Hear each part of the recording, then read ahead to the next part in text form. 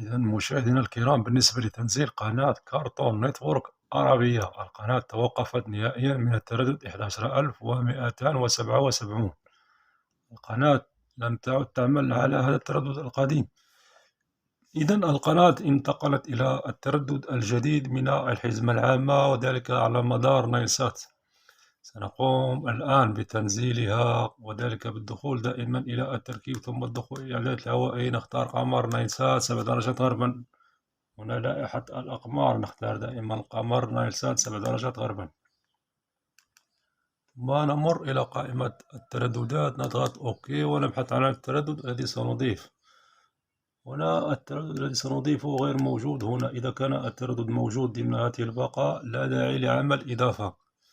التردد الآن عندي هنا غير موجود، سأقوم بإضافة. هنا دائما تختلف الإضافة من جهاز لآخر، من عنده الأحمر أو الأخضر أو الأصفر. أنا عندي هنا في الأسفل بالضغط، دائما سأضغط في الريموت كنترول على هذا على الزر الأحمر. ضغط معي خاصية الإضافة. كما قلنا التردد الجديد الذي ظهرت عليه القناة وهو 11137 11137 كما نشاهد. معدل الترميز سيبقى 27500، والاستقطاب رأسي أو عمودي أو في. إذن هذا هو التردد لقناة دراما البدوية. سنقوم بمعامل تصحيح الخطأ، سنغيره إلى أوتو أو تلقائي. نضغط أوكي. نشاهد الإشارة تظهر معنا بشكل جيد. هنا تظهر معنا الجودة بشكل جيد. هذه هي الجودة. إذا حصلتم على هذه الجودة ستحصلون على القناة بسهولة. الآن سنعمل بحث لهذا التردد. هذا التردد هو يعمل عليه بعض القنوات بصيغة الHD.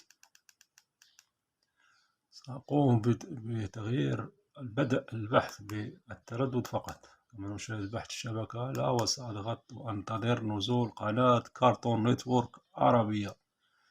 إذا القناة ظهرت معي في البحث، هي في القائمة تقريبا آخر قناة ظهرت في البحث هي قناة كارتون نتورك عربية.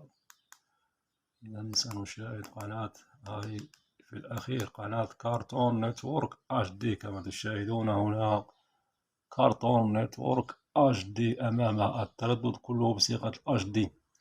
الجهاز القديم لن تعمل عليه القناة. إذا كان نظام الجهاز SD لن تظهر القناة. إذا القناة أصبحت تبث بنظام HD كما تشاهدون. التردد 11137 في، يعني عمودي، معدل ترميز 27500. إذا القناة أصبحت تبث على هذا التردد الجديد من الحزمة العامة، وتلتقط في جميع الوطن العربي، وذلك بأطباق صغيرة من 70 وما فوق. المهم أن هذه القناة تعمل على نظام HD، يعني يجب أن يكون الجهاز HD. إذا كان الجهاز SD لن تظهر القناة نهائيا. القناة يعني تحولت إلى نظام البث وعلى تردد جديد.